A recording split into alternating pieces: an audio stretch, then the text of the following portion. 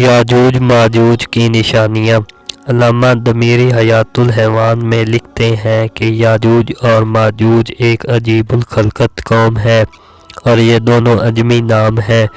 ان کی پیدائش کے متعلق مقاتل کا قول ہے کہ یہ حضرت یافت بن نوح کی اولاد ہیں، جبکہ ضحاک کہتے ہیں کہ یہ ترک ہیں۔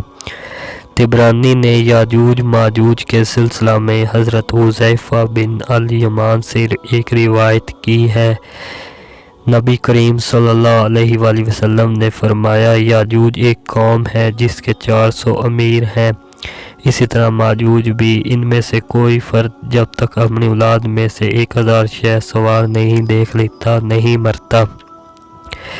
ان کی ایک قسم تو وہ ہے جو صنوبر کے درخت کے برابر لمبے یعنی تقریباً 120 ذراعین لمبے ہوتے ہیں، اور دوسری قسم وہ ہے جو اپنے ایک کان کو بچھا لیتے ہیں، دوسرے کان کو اڑ لیتے ہیں۔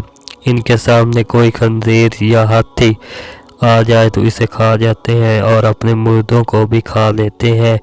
ان کا اگلا قدم شام میں تو پچھلا قدم خراسان میں ہوگا۔ تمام سمندروں اور دریائے تبری کا پانی پی جائیں گے، مگر حق تعالیٰ انہیں مکہ مکرمہ، مدینہ منورہ اور بیت المقدس میں جانے نہیں دے گا۔ اور وہب بن منبع کا کہنا ہے کہ یاجوج ماجوج گھاس پھوس اور درخت اور لکڑیاں کھاتے ہیں، جس انسان پر قابو اسے بھی کھا جاتے ہیں، لیکن یہ مکہ مکرمہ اور مدینہ منورہ اور بیت المقدس میں جانے پر قادر نہیں ہے۔